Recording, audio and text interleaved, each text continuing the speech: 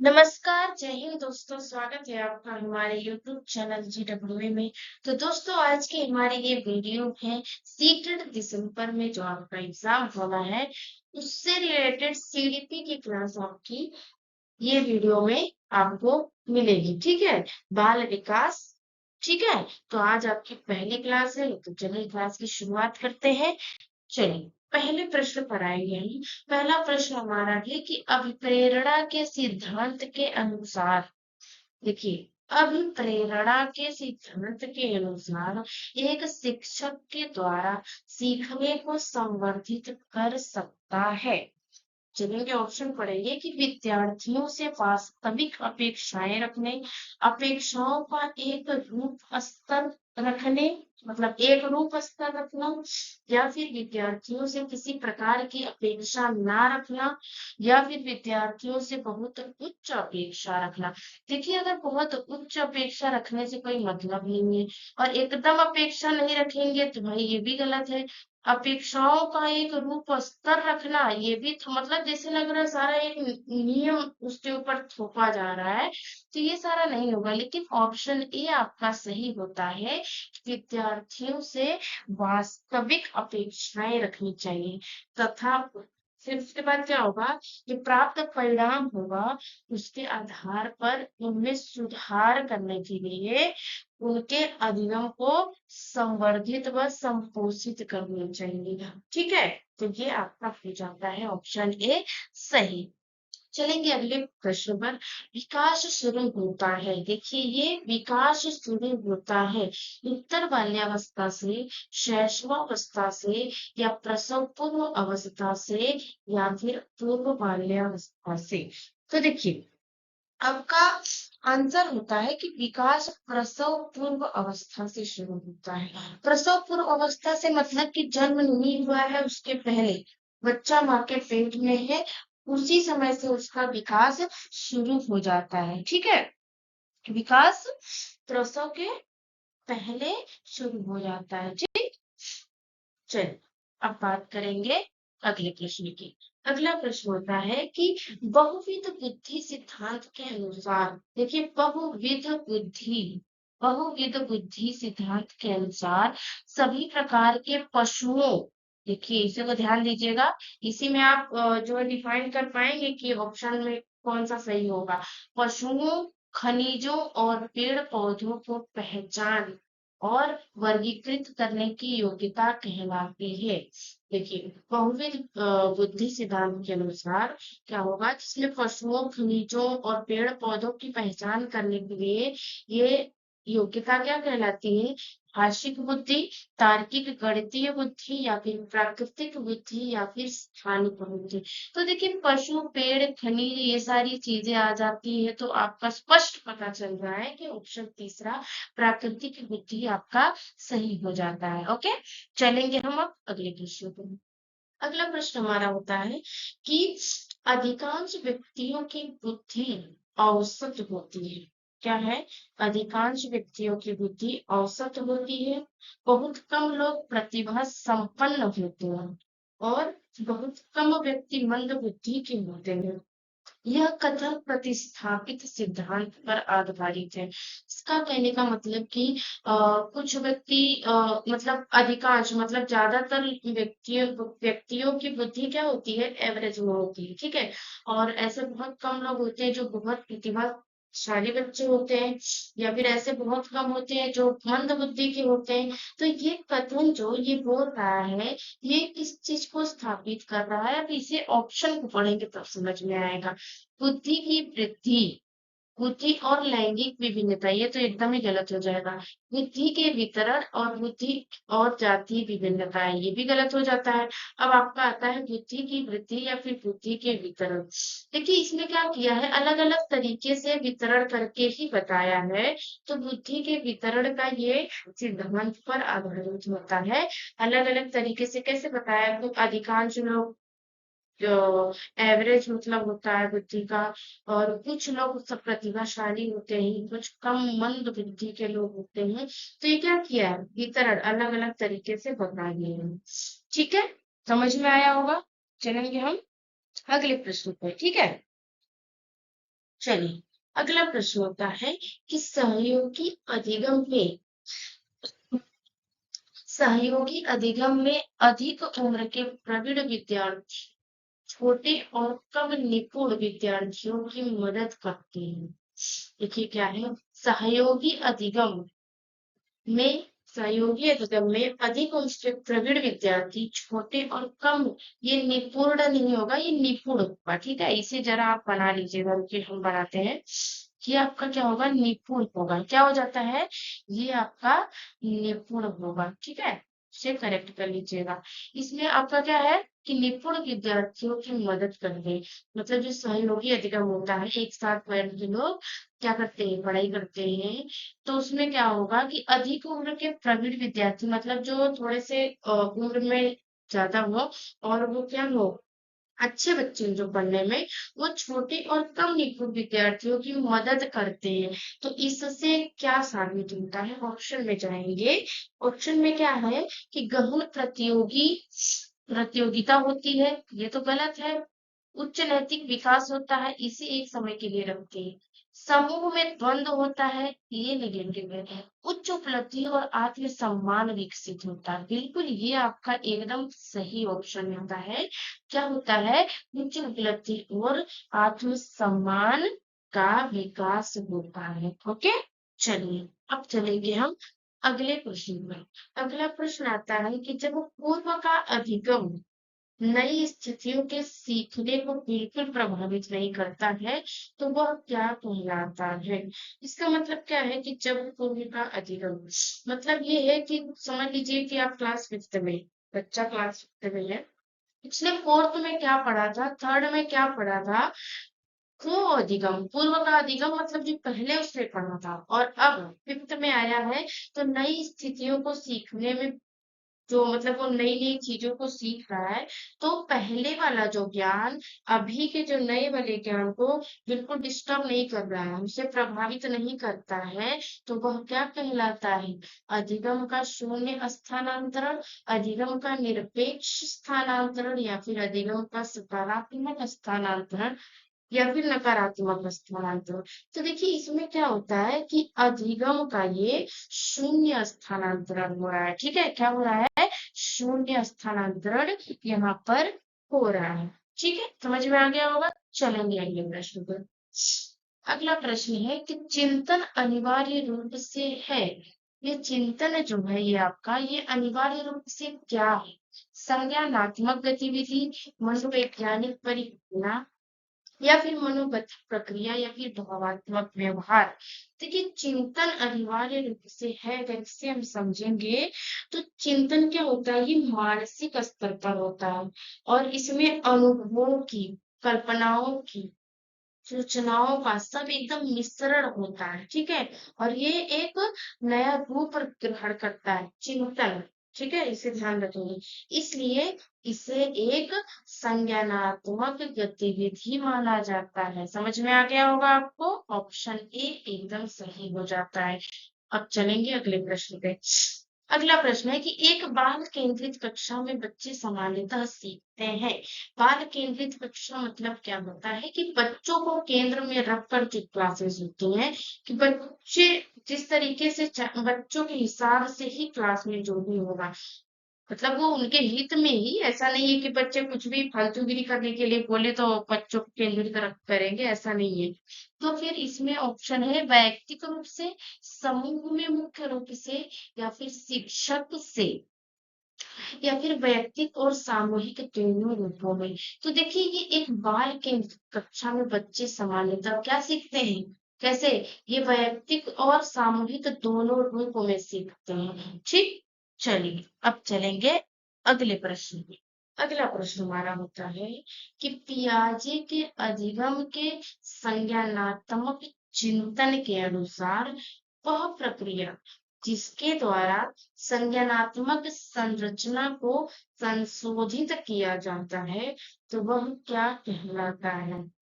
देखिए, अगर पियाजे की बात आती है, फिर से प्रश्न पढ़ लेते हैं कि पियाजे के अधिगम के संज्ञानात्मक चिंतन के अनुसार, पियाजे का संज्ञानात्मक चिंतन, ठीक है, तो वह प्रक्रिया जिसके द्वारा संज्ञानात्मक संरचना को संशोधित किया जाता है, तो वह क्या कहलाता है? बिना सोचे समझे स्कीमा लगा देना, ठीक है, बिना सोचे समझे इसमें क्या कर देना है?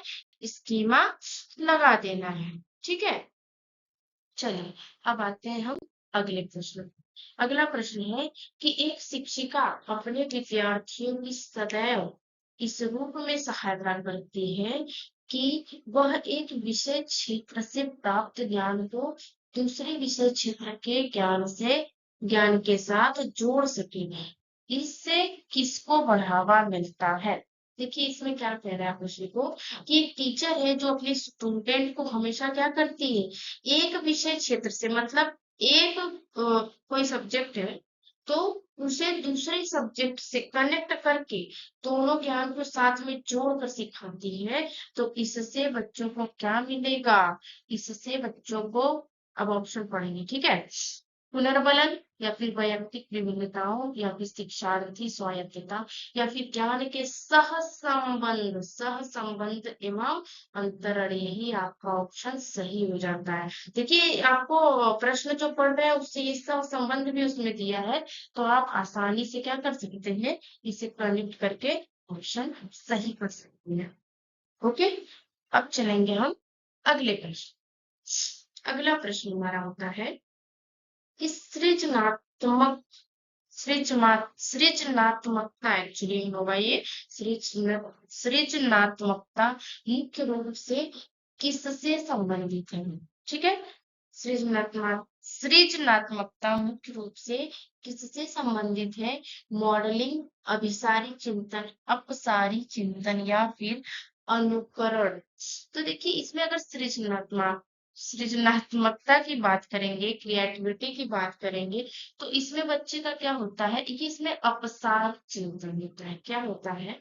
अपसारी चिंतन होता है, मतलब है कि वो बहुत ब्रॉड लेवल पे सोचने की उसमें क्षमता होती है। ठीक है, तो चलिए अब ऑप्शन, आपका प्रश्न है अगला। एक विद्यार्थी मेडिकल कॉलेज में दाखिला लेने के लिए कठिन परिश्रम करता है ताकि वह प्रवेश परीक्षा में उत्तीर्ण हो सके। यह विद्यार्थी को किस रूप में अभिप्रेरित कर रहा है? देखिए, वो बच्चा जो पढ़ रहा है, वो क्या कर रहा है, कॉलेज में दाखिला लेने के लिए पढ़ रहा है कि उसे उसमें एडमिशन मिल जाए। तो वह विद्यार्थी को किस तरीके से अभिप्रेरित कर रहा है? ऑप्शन पढ़ेंगे कि वैयक्तिक, आंतरिक, अनुभाविक, या फिर बाह्य रूप से। तो देखिए, ये बाह्य रूप से ही इसे अभिप्रेरित कर रहा है। क्यों? देखिए, इसमें वो अपने अगर इंटरेस्ट के लिए कि हाँ, वो कोई चीज पढ़ रहा है, उसे मजा आ रहा है, वो अपने रुचि के हिसाब से पढ़ता, तो यहाँ पे हम आंतरिक ले लेते हैं। ठीक है, इसमें आंतरिक अभिप्रेरित ले लेते हैं।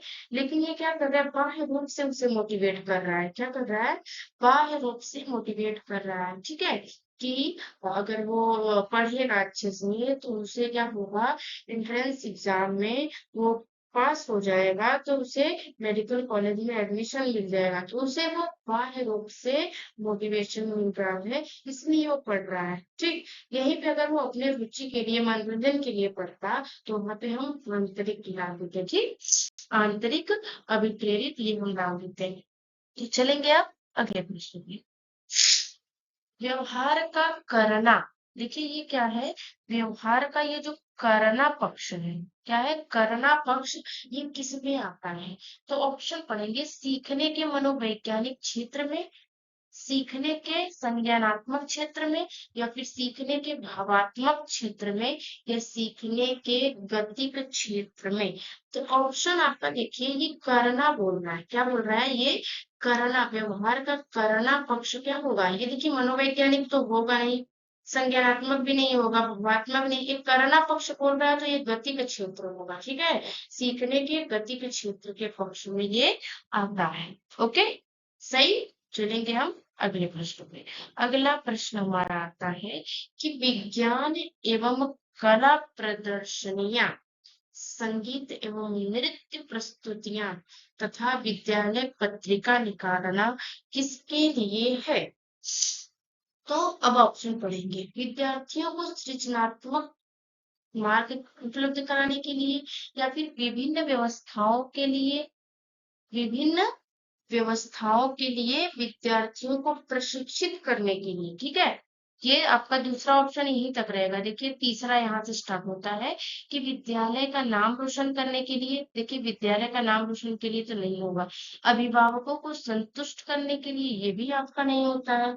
ठीक है, अगर हम देखते हैं आपका ऑप्शन पहला कि विद्यार्थियों को सृजनात्मक मार्ग उपलब्ध कराने के लिए, बिल्कुल यही सही है कि विज्ञान एवं कला प्रदर्शनियों की, संगीत नृत्य प्रस्तुतियों की, या फिर विद्यालय में पत्रिका निकालना, ये सारी चीजें किस लिए है कि स्टूडेंट को क्या करे, सृजनात्मक मार्ग उपलब्ध करा सके, इसीलिए ये आपका निकाला जाता है। ठीक है, चलिए अब पढ़ेंगे हम अगला प्रश्न।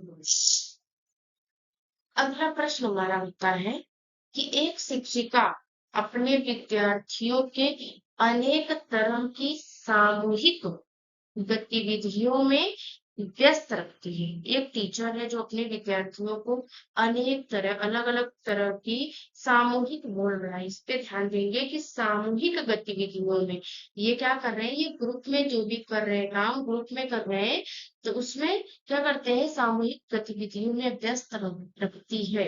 तो जैसे समूह चर्चा, ग्रुप में आदमी डिस्कस करता है, समूह परियोजनाएं, भूमिका निर्वाह आदि सीखने के किस आयाम को उजागर करता है। तो इसमें आपका क्या पूछ रहा है कि कोई टीचर है अपने विद्यार्थियों को अनेक तरह की सामूहिक गतिविधियों में व्यस्त रखती है, जैसे समूह चर्चा, समूह परियोजनाएं, भूमिका निर्वाह आदि सीखने के किस आयाम को उजागर करता है। तो अब हम पढ़ेंगे ऑप्शन। मनोरंजन द्वारा अधिगम, या फिर भाषा निर्देशित अधिगम, या फिर प्रतियोगिता आधारित अधिगम, या फिर सामाजिक गतिविधि के रूप में अधिगम। तो देखिए ऑप्शन आपका चौथा ही सही हो जाता है, सामाजिक, क्योंकि यहाँ पे क्या सामूहिक गतिविधि और समूह चर्चा, ये सारी चीजों को बोला गया है, तो आप समझ जाएंगे कि सामाजिक गतिविधि के रूप में अधिगम की ये बात हो रही है। ठीक है, चलेंगे हम अब अगले प्रश्न पे। अगला प्रश्न हमारा आता है कि जब एक शिक्षिका दृष्टिबाधित शिक्षार्थी को कक्षा के अन्य भी शिक्षार्थियों के साथ सामूहिक गतिविधियों में शामिल करती है, तो वह, देखिए फिर से प्रश्न को पढ़ेंगे। जब एक शिक्षिका दृष्टिबाधित विद्यार्थी को कक्षा के अन्य सभी विद्यार्थियों के साथ सामूहिक गतिविधियों में शामिल करती है, तो फिर आगे पढ़ेंगे ऑप्शन तो समझ में आएगा कि कक्षा के लिए सीखने हेतु बाधाएं उत्पन्न कर रही है। ठीक है, इसमें क्या है, ये बाधाएं हो जाएगा, इसे आप बना लेंगे कि बाधाएं उत्पन्न कर रही है। ठीक है, ये बाधाएं उत्पन्न कर रही है, तो भाई ये तो गलत हो जाता है। दृष्टिबाधित शिक्षार्थी पर संभवतः तनाव बढ़ा रही है। देखिए ये आपका तनाव बढ़ा रही है, जो ये बोल रहा है, ये भी आपका गलत हो जाता है। ठीक है, अब ऑप्शन तीसरा पढ़ेंगे। समावेशी शिक्षा की भावना के अनुसार कार्य कर रही है। चौथा है सभी शिक्षार्थियों में दृष्टिबाधित शिक्षार्थी के प्रति सहानुभूति। अगर जहाँ सहानुभूति की बात आती है तो भी ये गलत होता है। ऑप्शन तीसरा तीसरा ही सही होता है कि समावेशी शिक्षा की भावना के अनुसार वो टीचर काम कर रही है। ठीक है, चलिए अब पढ़ेंगे हम अगला प्रश्न।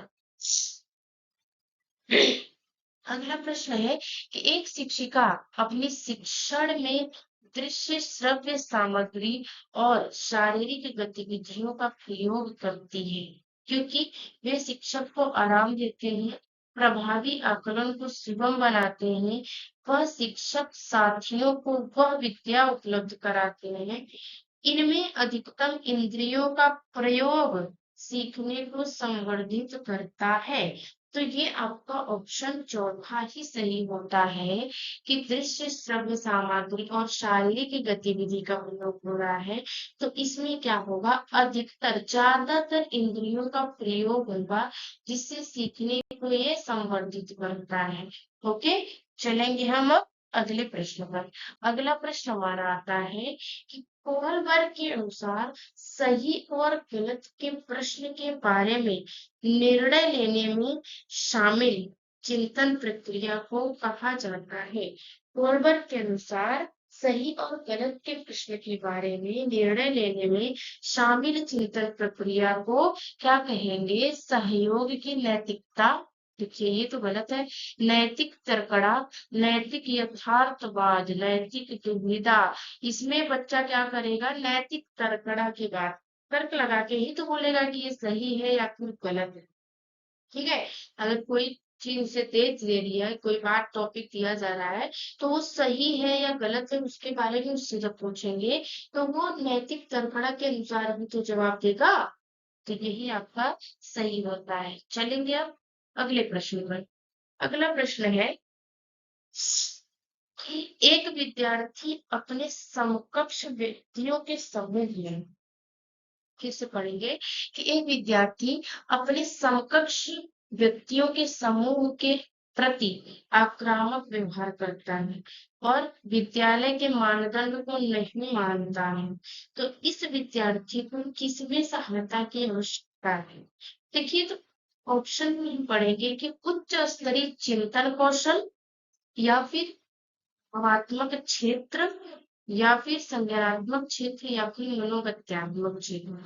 तो देखिए, अगर कोई विद्यार्थी है जो अपने क्लासमेट से क्या करता है, आक्रामक व्यवहार करता है, विद्यालय के रूल्स को नहीं मानता है, तो ये क्या होगा, उसके लिए विद्यार्थी की किस मतलब विद्यार्थी को किस प्रकार की सहायता की आवश्यकता है, तो उसे भावात्मक क्षेत्र की आवश्यकता, क्या है, भावात्मक क्षेत्र की आवश्यकता इसे है। ठीक है, चलेंगे अब अगले प्रश्न पर। अगला प्रश्न है कि शिक्षकों को यह सलाह दी जाती है, ठीक है, ये क्या है, सलाह दी जाती है, इसे हम करेक्ट करेंगे, सलाह। ठीक है, सलाह, क्या करते हैं, शिक्षकों को यह सलाह दी जाती है कि वह अपने शिक्षार्थियों को सामूहिक गतिविधियों में शामिल करें, क्योंकि सीखने को सुगम बनाने के अतिरिक्त ये क्या करते हैं, अगर हम सामूहिक रूप से गतिविधि करवाते हैं बच्चों से, तो उससे बच्चे सीखेंगे, तो सीखने में तो उन्हें आसानी होगी, लेकिन उसके अतिरिक्त किस चीज के लिए सहायता मिलेगी, तो दुश्चिंता, देखिए दुश्चिंता तो नहीं होगा, मूल्य द्वंद ये भी नहीं होगा, आक्रामकता जो है ये भी नहीं होगा, लेकिन सामाजिकरण आपका, ये ऑप्शन आपका एकदम सही हो जाता है, सामाजिकरण। ओके, तो दोस्तों आपकी क्लास होती है यहीं पर समाप्त, और आशा करते हैं आपको क्लास पसंद आई होगी, सारे आपको प्रश्न समझ में आए होंगे। तो दोस्तों, अगर आप इस चैनल पर पहली बार आए हो तो चैनल को सब्सक्राइब जरूर कर दीजिएगा, ठीक है, और क्लास को लाइक जरूर करिएगा। ठीक, चलिए मिलते हैं आपसे अगली कक्षा में, तब के लिए शुक्रिया।